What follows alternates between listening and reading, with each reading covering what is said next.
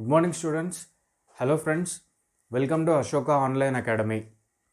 So, in the Ashoka Online Academy, we are daily seeing the daily current affairs program. As part of the daily current affairs program, let us discuss the today's important current affairs topics.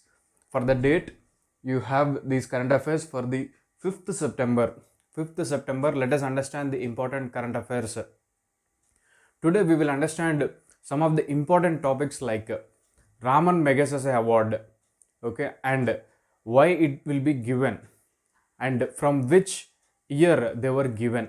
That topic will be useful for you in various examinations like Group 1, Group 2 prelims, okay, and Group 3, Group 4 prelims level examinations. Then we will try to understand about the GST Council and the GST Act. So what is this GST is all about? Let us understand in a simplified manner from the mains exam point of view. So that GST Council and GST Act will be useful for you in the UPSC mains and the Tspsc mains, okay, Group 1 exam. So let us understand that from an analytical point of view. And after that we will see the environment and biodiversity topic, where one district in India having all three types of crocodiles in India, that is the Kendrapara district of Odisha. So what is this district and what are those three species of crocodiles? Let us understand that. Why? Because you can expect a question. Which district in India has all three species of crocodiles in India? That is Kendrapara district of the Odisha. Then after that we will understand about the President Medal, and it is given to INS Garuda, the naval air station located in Kochi, Kerala. So what is this President Medal? Okay, let us understand that topic also. So today overall we have 3 prelims related topics and 1 mains analytical topic. So understand these topics very clearly. So let us start with what is called as the Raman Megasasay Award. Raman Megasasay Award. This topic is a general awareness topic. Raman Megasasay Award. So why it is in news? So what is the news? The news is Raman Megasasay Award was announced and it is presented in Manila, the capital city of Philippines country. Okay, and on 31st August each year they will present this particular Raman Megasasay Awards. So what are these Raman Megasasay Awards? 2021 winners. So see here, Dr. Firdusai Kadri of Bangladesh. Okay, he got this Raman Megasasay Award for the year 2021 for his work on affordable vaccine development for various types of diseases. Okay, so this Dr. Firdusai Kadri is working for development of vaccines for different types of tropical diseases like malaria, chikungunya and all these things. And for his research efforts, the Raman Megasasay Award was given to him. Understand that, 2021.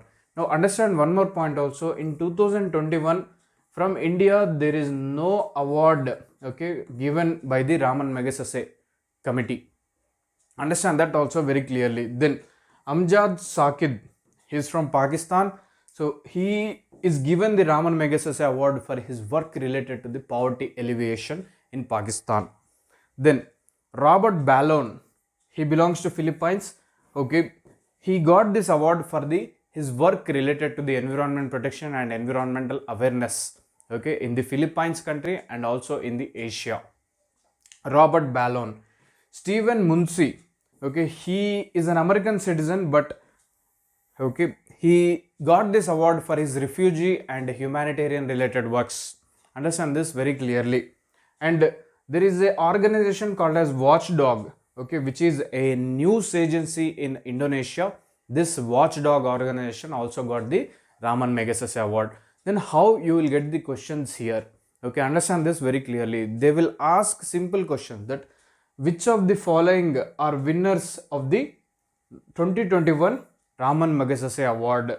Firdusai Kadri, Amjad Saqib, Robert Ballon, Stephen Muncy, and a Watchdog organization, okay, news organization in Indonesia. These 5 people and also institution got the Raman Megasasay Award. So this award is presented every year on the date 31st August each year.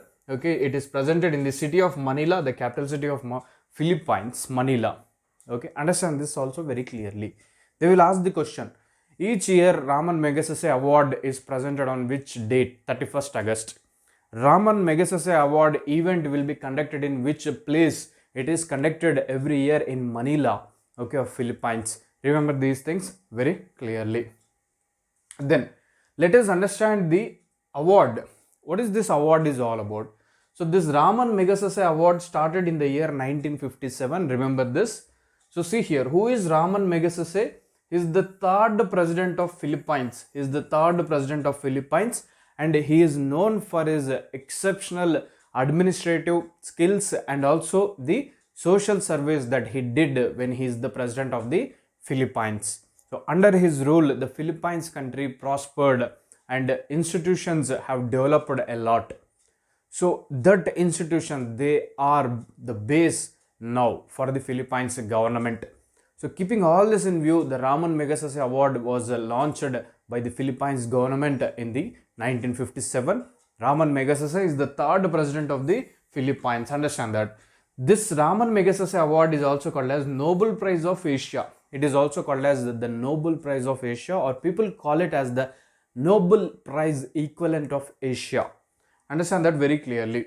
Okay, so what this award is given to individuals and organizations who does public service, people and also the institutions which are working for the public service, okay, for the welfare of the society, they will be given this particular Raman Megasasay award. Understand that very clearly. Earlier there used to be 5 categories, okay, to give this particular award, but right now all those categories were combined under one tagline called as emergent leadership. Emergent leadership. And under this category of emergent leadership, people are given the Raman Megasasay awards. Understand that very clearly. And Vinoba Bhave is the first winner of the award, Raman Megasasay award, from India in 1958. Remember this fact also. Vinoba Bhave, okay, he is the freedom fighter and is the Gandhian and is the political associate of Mahatma Gandhi. Okay, Vinoba Bhave is also the first individual satyagrahi, okay, in the Indian national movement along with Jawaharlal Nehru. So this Vinoba Bhave, the respected Gandhian and the politician during the Indian national movement of modern India, so he got this particular first award of Raman Megasasay award in the year 1958 in India. Understand that very clearly. Simply they will ask the question, which of the following person has received the Raman Megasasay award first time in India? Is Vinoba Bhave. In which year? 1958.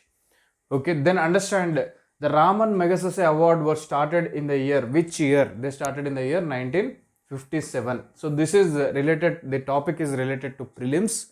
Okay, group 1 prelims, group 2 and also group 3, group 4 prelims exam only. You cannot expect a mains question. You cannot expect the question from this in the UPSC also. UPSC does not ask such questions. But since people are listening, group 1, group 2 students are also listening, I included this topic. So understand this very clearly. So which topic, which exam it is important, in which phase of exam it is important, I will tell you. Understand that. Next, second topic. Now this environment and biodiversity topic, it can be asked in UPSC, it can be asked in Tspsc group 1, group 2, group 3, group 4 exams. One bit will come. Why? Because for the first time a unique thing happened in India. So what is that? Let us understand here. Okay. So Odisha, so let us understand here. Odisha Kendrapara district has all 3 types of crocodile species in India, or it is the India's only district to have all 3 species of crocodiles. Understand that very clearly. Kendrapara district, where it is there? It is in Odisha. Why it is important? It is important. Why? Because in India, only one district that is having all the 3 types of crocodiles.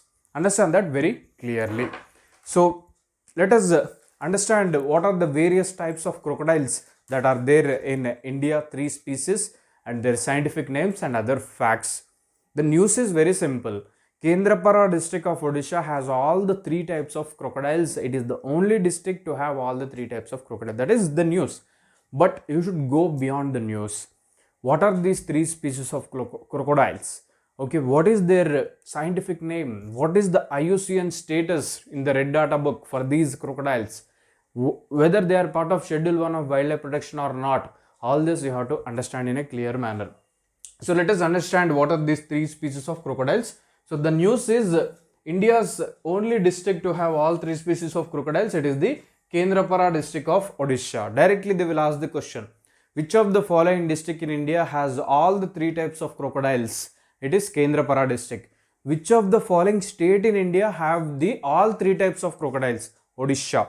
So let us understand what are the three types of crocodiles that are there in India. First is gharial. So what is this gharial? The gharial, how it will be looking like? The gharial, it will look like this. So see here, this is gharial. This is the gharial. So if you observe here, this gharial, it has long, okay, it has long mouth like this, okay. It's a very long mouth, front portion of the mouth will be like this, okay. So this is gharial. Let us understand some of the facts about the gharial. So see here, what is the scientific name of gharial? Scientific name of gharial is Gavialis gangeticus. Remember this is the scientific name of the gharial. Understand this very clearly. Scientific name, Shastriya Namam.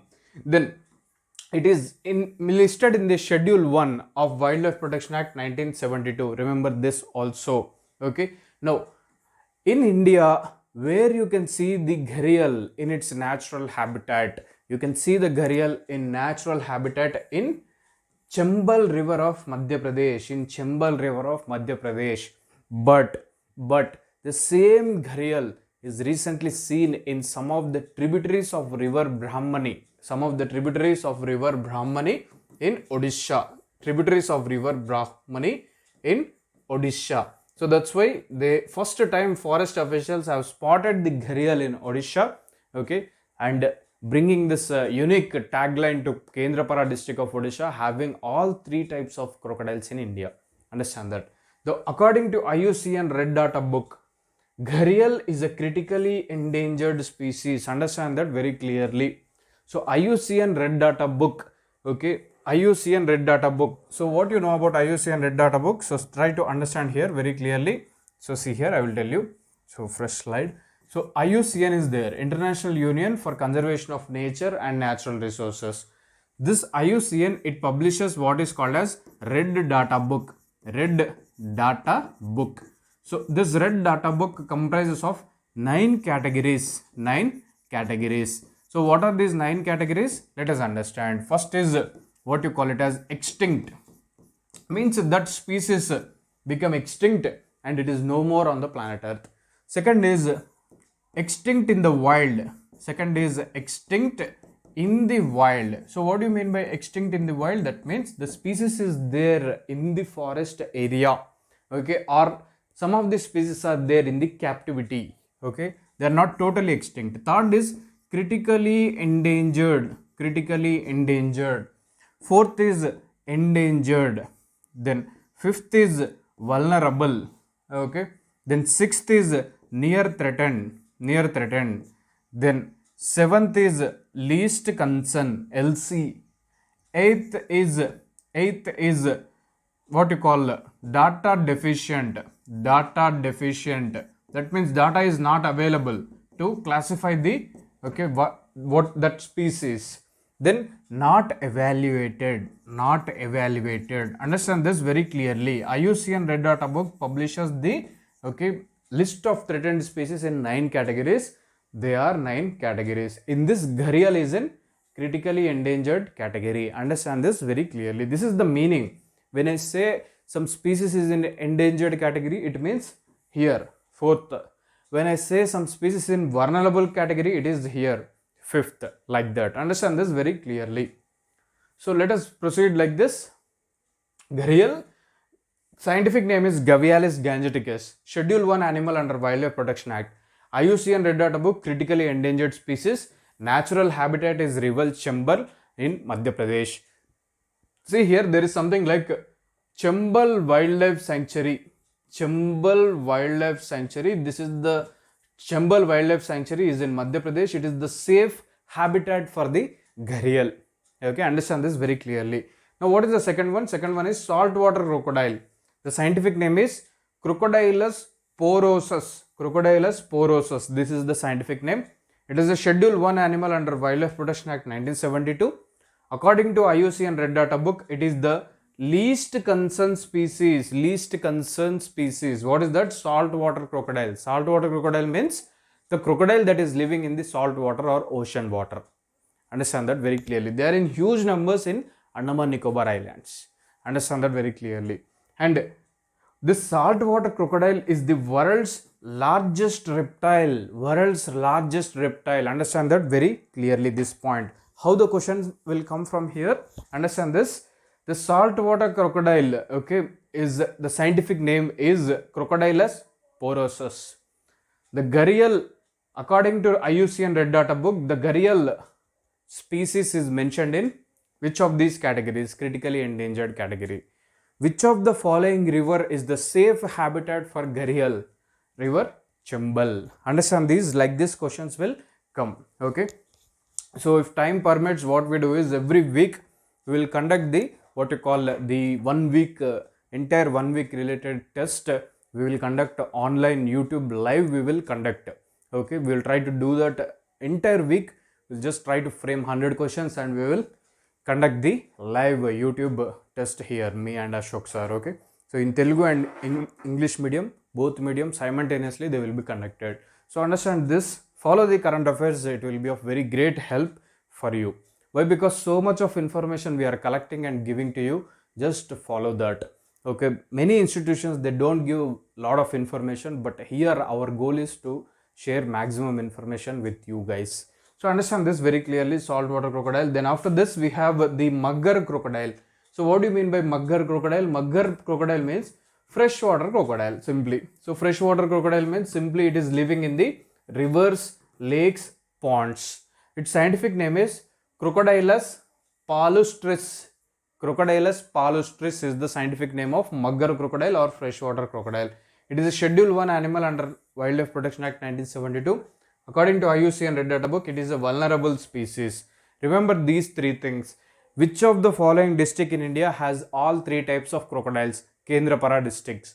What are the three types of crocodiles? Saltwater crocodile, gharial and freshwater crocodile or mugger crocodile. Remember their scientific names. Remember also the IUCN Red Data Book. Okay, details. So how you should write? You should write a small table. First one, gharial. Then what is the scientific name? Then IUCN Red Data Book, it is critically endangered. Then second, saltwater crocodile. Second is saltwater crocodile. Okay, what is the scientific name? Okay, you write in a table. Then you write it is a least concern species according to IUCN. Then third, you should write what is called as freshwater crocodile or mugger crocodile. Okay, then you write the scientific name shortcut in the paper or in the notes. Then write what is the IUCN status, vulnerable. Then also write saltwater crocodile is the largest reptile on planet Earth. Largest reptile on the planet Earth. You write that point. Then you write simply the Kendrapara district here having all three types of crocodiles. That is enough. No need of writing all the information there. Okay, like that. Now take one fact here. World Crocodile Day is celebrated on 17th June. Remember this fact very clearly. World Crocodile Day is celebrated on 17th June every year. Remember this fact very clearly. So this is the second topic for prelims. Okay, gharial, saltwater crocodile. Mugger means, remember, it is freshwater crocodile. It is fresh water crocodile. But out of this saltwater crocodile and freshwater crocodile, which is largest? Saltwater crocodile is largest. In fact, it is the world's largest reptile. June 14th, 17th, sorry, it is the World Crocodile Day. Remember this fact also. Understand the things clearly. Now let us start this is how the gharial is.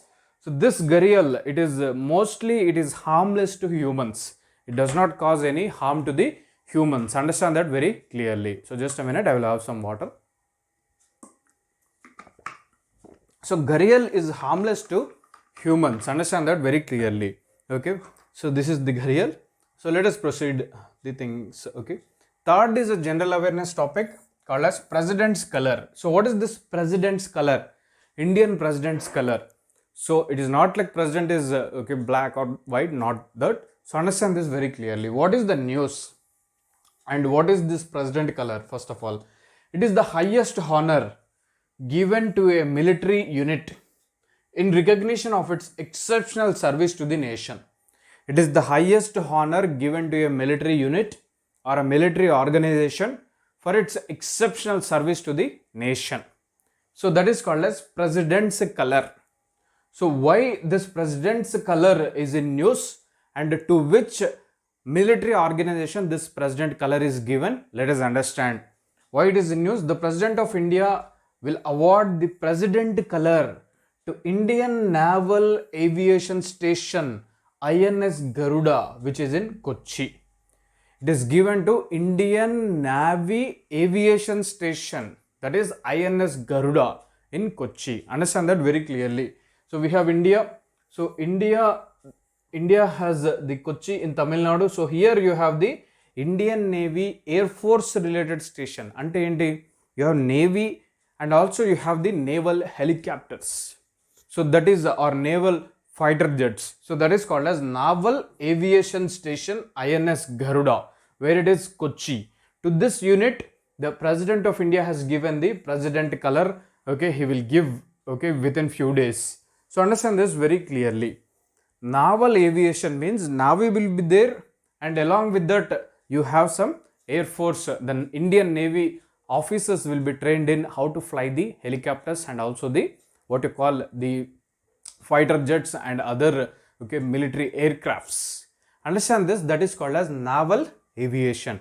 Now see here why the President of India is giving the Indian Naval Aviation Station, that is INS Garuda or Kochi, the President Medal, the highest honor given to a military organization for its exceptional service to the nation.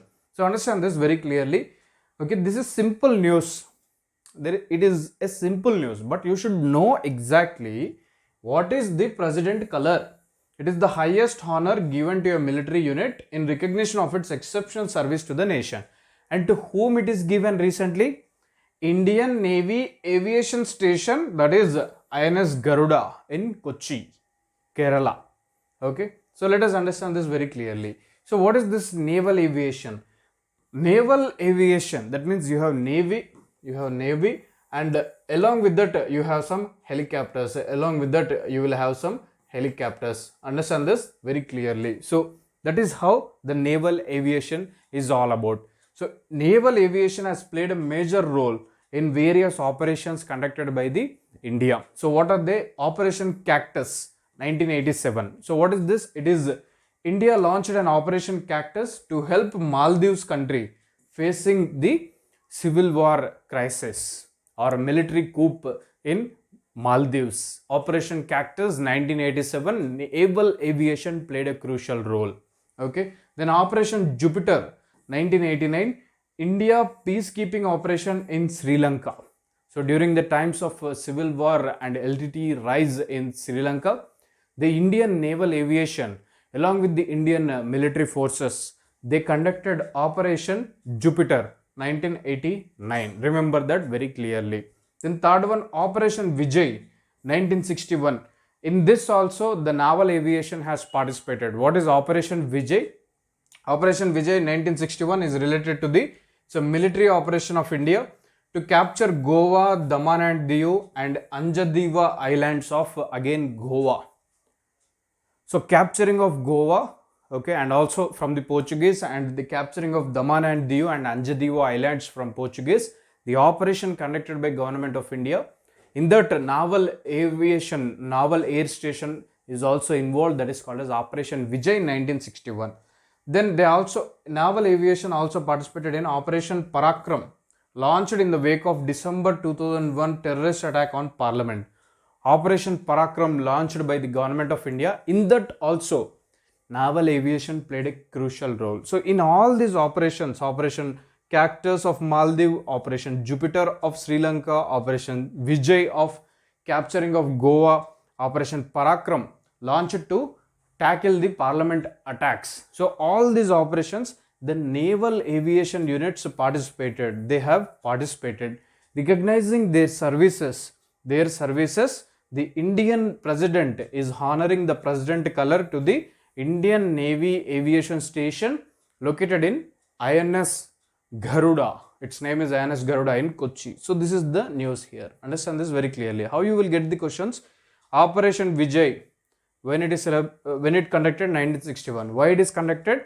To capture the Goa. Operation Cactus, related to the India operation in Maldives. Operation Jupiter, India's operation in Sri Lanka. Operation Parakram, India's operation to tackle the terrorist attack on Indian Parliament 2001. Remember these things very clearly. You can expect the question. Then let us understand some of the background about the Indian Navy. Indian Navy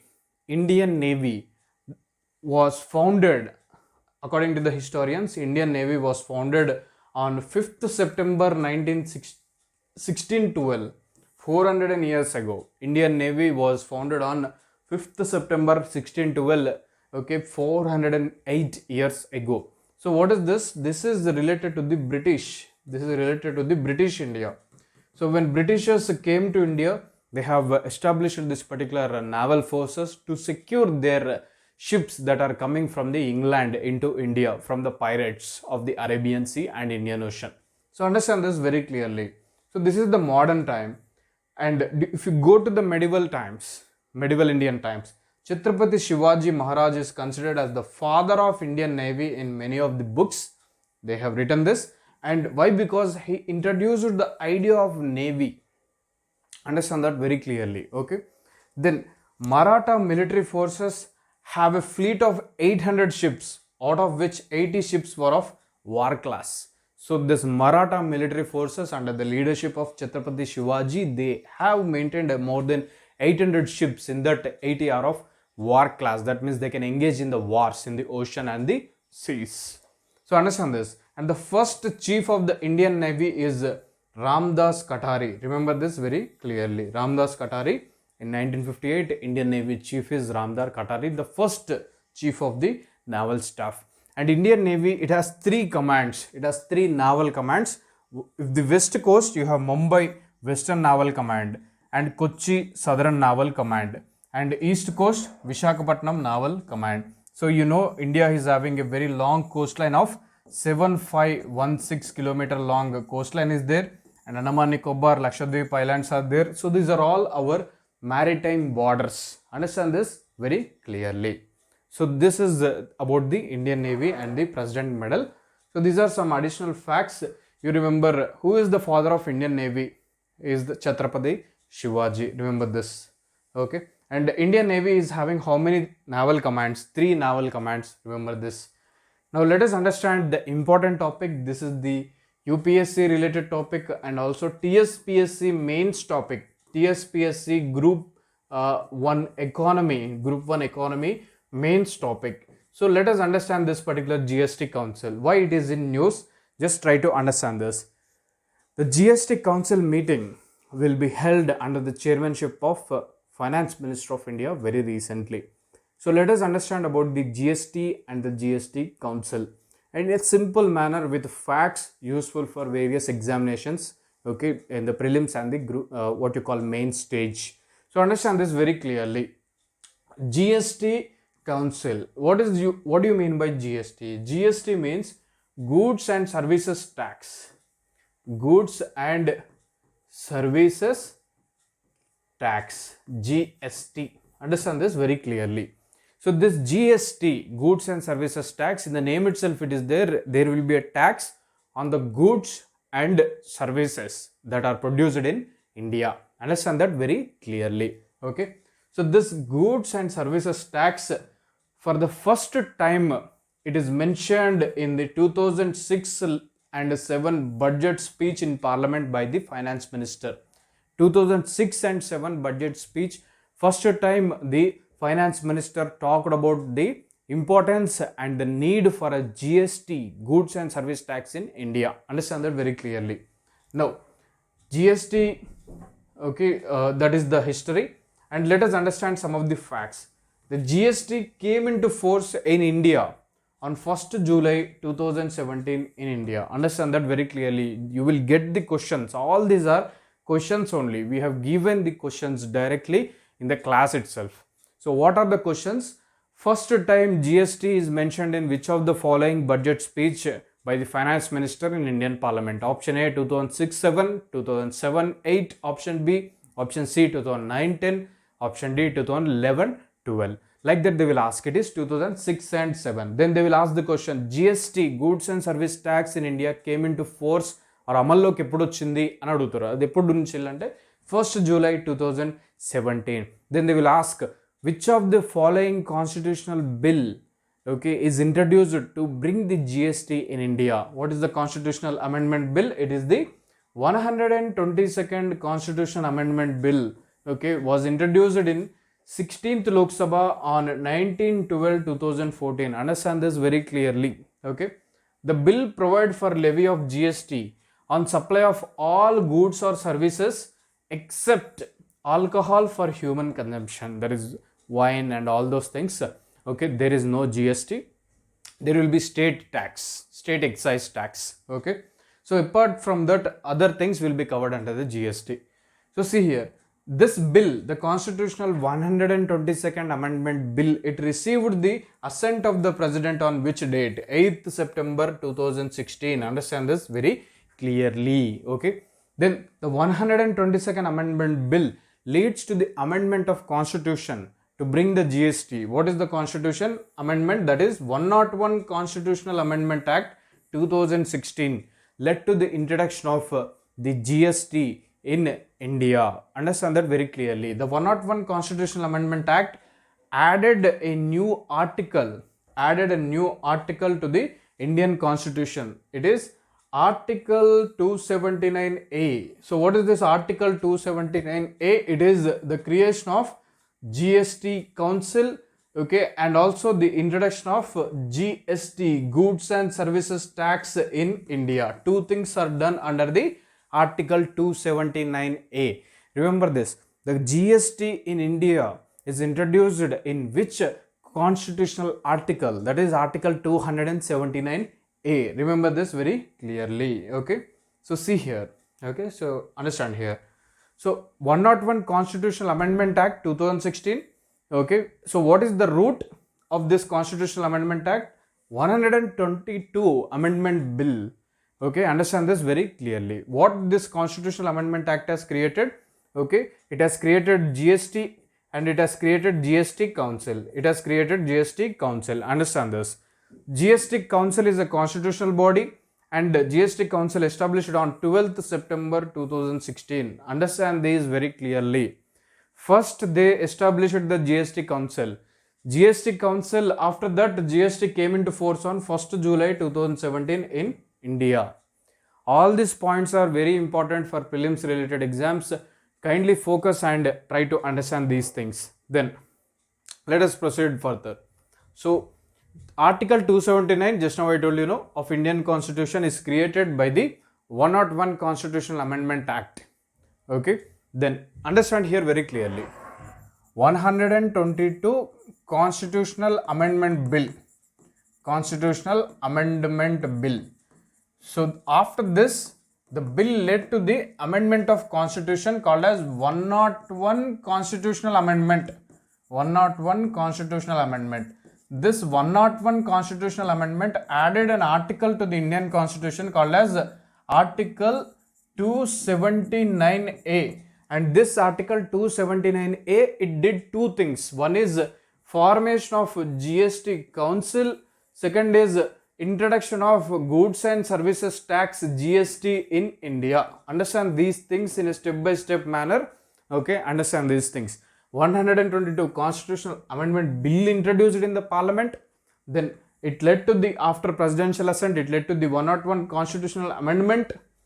Amending the Constitution means you are adding one article. So what is that article? Article 279A. Under the two things, one is creation of GST Council and second is introduction of GST in India. So what this GST Council is all about? Very simple. The GST Council is like this. So let us understand about the GST Council. So just I will take one fresh page and I will explain you once. See here, ఇక్కడ ఏ confusion లేదు, సింపుల్గా మీరు అర్థం చేసుకోండి. ఒకటి చూడండి ఇక్కడ, see here, this is before GST, this is before GST and this is after GST. This is after introduction of GST in India. First understand why GST. Why GST? Why? Because there are some problems with the taxation in India. So what are the problems?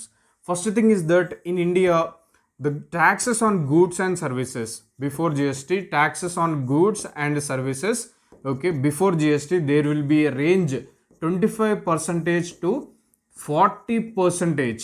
Understand this very clearly. Okay, that means there is no uniformity. There is no uniformity in the taxation of goods and services, okay, in India. Different states, different types of taxes. For example, a product is coming from Delhi to Hyderabad. When it is in Delhi, there is some sort of tax you should pay. When it entered into the Madhya Pradesh, you should pay some other tax. When it entered into the Maharashtra, you should pay some extra tax. Then after entering into the Telangana, you have to pay some tax. Then finally you will receive that goods into your hand. This is the no uniformity in the taxation of goods and services in India. Then what is the next problem is double taxation. Double taxation is happening. For example, you are producing a good in Delhi. So different states, multiple times they are taxing the same good. Ultimately, what is happening? Tax rates on goods and services are increasing, and what is happening is that it is leading to inflation. It is leading to inflation. Understand that very clearly. And the fifth is that these goods and services, they are becoming uncompetitive. They are becoming uncompetitive in domestic markets and international markets. Then what is happening? Exports. It is very difficult to export these particular goods and services. Why? Because the tax is huge. Okay, so if you want to export, you have to add some profit to it and export, and people are not buying it in other countries, so exports are decreasing. So all these are before GST. GST is meant to correct these anomalies. So GST want to bring what is called as one nation, one tax, one market. So this is what the ultimate goal of GST. You have one nation, it should have one tax, and you should have one market. So once the entire India will be one single market. So introduction of GST, what is happening here? There is uniformity in taxation. Uniformity in taxation was introduced in India with the GST. Okay, like that. And there is one-time taxation. There is only one-time taxation. Whereas here, before GST, you are going for double taxation or multiple taxation. Understand that very clearly. Different states, different taxes. Then third is that there is a transparency. There is a transparency and accountability in taxation. There is a transparency and accountability in taxation. Understand that very clearly. That means which state, okay, how much tax is there on particular good, or on a particular good, how much will be the tax you should pay, or I should pay, or a customer should pay. That transparency and accountability is there. Before that, there is nothing like that. Understand that very clearly. And what will happen because of this? There will be very less inflation. Inflation will be controlled, or it will be in control. Understand that very clearly. And what will happen? Indian goods and services will become competitive. They will become competitive in domestic markets and international markets. And what will happen? You can export the Indian goods and services. Understand this very clearly. One more important point is before GST, what used to happen is that the tax is done at the destination. The tax is done at the destination. That means the place where the good or service is produced. But what is happening after GST? The tax is done at the what you call not at destination, but at the what you call consumer level. At the consumer level. That means the people who are buying it, will be paying the taxes. But before that, the people who are manufacturing the goods or services, they should pay the taxes. Understand that very clearly. This is before GST and after GST. You just try to understand here. Now, one more thing I want to tell you. So GST, let us see the facts here. 2006-07 budget, it was talked about, and finally what is happening here, we introduced the 122nd Constitutional Amendment Bill. This is just bill, understand that. And this bill, it led to the 101 Constitutional Amendment Act. 101 Constitutional Amendment Act. With the article, we have an article that is the what you call 279A. The 279A article is created. 279A article is created. Under this article, two things. One is GST Council is created. Second is introduction of GST, Goods and Services Tax. What is this GST Council? Let us understand this very clearly. Very simple. It comprises of the finance minister and all the finance ministers of all the states in India. Finance ministers of all states in India. All states finance ministers. Here the Union Finance Minister. Union Finance Minister. What they will do? They will sit, they will discuss, and they will finally make a decision regarding which goods and services to be taxed and at what rate they should be taxed, and what are the goods that should be exempted from the GST, what are the goods and services that should be bought into the GST, what should be the slab rates for goods, what should be the slab rates for services. These are all the decisions taken by the GST Council. And this GST Council, it has decided various goods and services taxes at different what you call tax slabs, and they were introduced in India. So let us understand these things in a simple manner. So see here. So we are here. Article 279 of Indian Constitution is created. Then Finance Minister is the chairman of GST Council. I told you, no. Then state finance ministers of all states will be members of the GST Council. And what GST Council is doing? It gives recommendations to the union and state government on issues related to GST. And it will fix the GST slab rates. It will bring the new items or goods into the GST structure. It will remove some of the goods from the GST structure. All this is there, the power of GST Council. See here, the introduction of GST is a very significant step in the field of indirect tax reforms in India. GST is an indirect tax. Understand that very clearly. It is not a direct tax reform. It is an indirect tax reform. Now, taxpayers, understand here other things. Points, taxpayers with an annual turnover of not exceeding 20 lakh will be exempted from the GST. So you have a business, it does not cross 20 lakh turnover per annum, you are exempted from paying the GST. Understand that very clearly. These are all the facts. So let us understand other important things. Here. Okay. So see here, let us understand some of the important things. Okay. Starting with this point.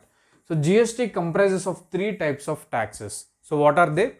CGST, Central GST, SGST, State GST, and IGST, Integrated GST. Central GST is levied by center, State GST by state.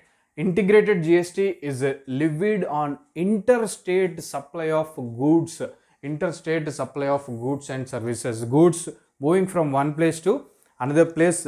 Okay, they were integrated GST is there. In India, GST will be levied at 4 rates: 5%, 12%, 18%, 28%. Remember these facts very clearly. I will give you an example. See here, this is GST for goods. Within 5%, within this 5% GST will be on food items. What do you mean by that? So see here, you are buying a sugar packet. In the what you call mall, in the Reliance Fresh or something like that. On this sugar packet, it will be mentioned that GST will be 5%. But how it will be? It will be like this. Within this 5%, state GST is 2.5%. Then central GST will be 2.5%. And totally it will be, and integrated GST will be totally 5%. So like this it will be. Understand that very clearly. 4 types of rates. 12% GST rates on computer hardware and appliances, 18% GST rates on soaps and hair oils, 28% on car, AC, fridge, bike, all these things. So very simple understanding, but they will be, this 5% rate on food items will be uniform throughout the country. If you are buying a sugar, whatever may be the company of the sugar packet, same 5% GST should be there. Like that. If you are buying a computer, okay, throughout the India, only 18% tax. Now states cannot put more tax, like I will charge 28% on computer selling in Maharashtra. No, not possible under GST. Understand this very clearly. Why? Because the goal is to create one nation, one tax, one market for a particular good or service in India. That is the idea here. So let us understand some of the complicated things. What is the mandate of GST Council? What GST Council will do? So it shall make recommendations to the union and states on what type of taxes, what type of cess and surcharges to be levied by the states, union territories, local bodies within the GST. It will also, okay, recommend what goods should be exempted from the GST. And it will also keep the threshold limit of turnover below which goods and services are exempted from the GST tax. Just now I told you, if your annual turnover is less than 20 lakhs, you are exempted from GST. You have no need to pay GST tax to the government. The rates including floor rates with bands for goods and services tax. That means 5% band, 18% band, 12% band, 28% band. Who will recommend it? It is by GST Council. Understand that very clearly. And also the GST Council has the power to decide on when should the petroleum, crude oil, diesel, natural gas, aviation turbine fuel to be included within the GST. Okay, it has the power to decide that. So this is the mandate of GST. Now the GST Council should have a quorum. It should have a quorum, that is minimum people that are present. It should be the total number, 1/2. That means out of the finance minister and the finance ministers of all the states, 1/2, that is 50% attendance should be there to decide or to take the decisions in the GST Council. Understand that. And voting share, if you just take the voting share, very simple, it is, okay, understand this, every decision of this council shall be taken at a meeting by a majority of not less than 3/4 of the weighted votes of the members present and voting. That means they have kept a proposal that let us include the petrol within the GST and diesel within the GST. For that, all of them will vote, and that decision should be taken only when the 3/4 of the voting, 3/4 of the votes came to that particular decision. That is to include the petrol in the GST. Okay, in this, the vote of central government shall be having a weightage of 1/3 of the total votes, and the state governments will have a total weightage of 2/3 of the total votes cast in the meeting.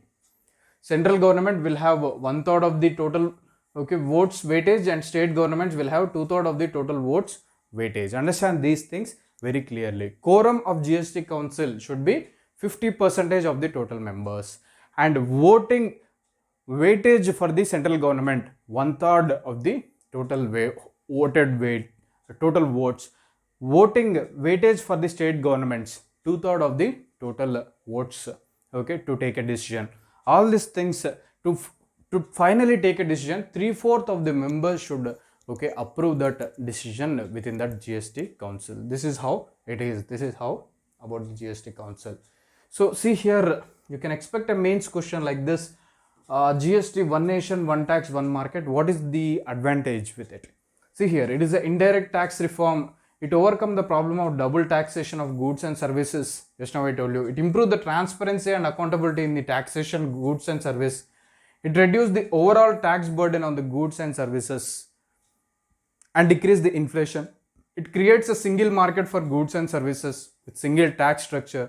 Makes the tax administration easy in India. Why? Because there is clarity. 5%, 12%, 18%, 28%, like that. It will shift the Indian economy from informal into a formal and organized economy. What do you mean by that? Formal economy means all the goods and services produced in India will have that particular list with the government, and which good is taxed, which service is taxed, where it is taxed, every data is there with the government. That is formal economy.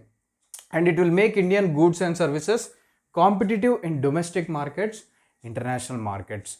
So this part is very, very important. You can expect a question where what are the advantages of GST. You need to write all this 8 points, Understand that very clearly. It can be a mains question for you in the group 1 mains. So this is how it is. Here very simple. I have discussed about the GST. The news is about GST Council. But simply saying something about GST Council, okay, saying that the GST Council meeting is going on, it doesn't make any sense, right? We have to understand the things from the base, from the starting point. What is the starting point of GST? 2006-07 budget. Why GST? Why? Because there are some problems. 25 to 40% of tax, double taxation, no transparency, no accountability. Multiple times you have to pay the tax. And finally, what is happened? The price of goods and services are increasing. It is leading to inflation. The goods and services are becoming uncompetitive and they cannot be exported to other countries. All these problems are there and the growth of Indian economy is coming down. To solve these problems, GST was introduced. Very simple, like that. So we have started with the base. So these dates, okay, you are useful for the group 1 prelims and group 2 exam prelims points, that they will ask the GST Council is established on which date? 12th September 2016. Then the President of India approved the GST Amendment Bill on 8th September 2016. Which Constitutional Amendment Act gives the power to GST? 101 Constitutional Amendment Act. Which bill, Constitutional Amendment Bill is introduced for the GST? 122 Constitutional Amendment Bill. All these are exam related facts only. So this is how it is. So understand this, just pause the screen and try to read it. If at all you want, you just read it, understand it multiple times and spend just 15 minutes to understand this topic. This is the main topic. So thank you very much. Have a nice day. Okay. So we will meet tomorrow with some other new topics. Thank you all of you.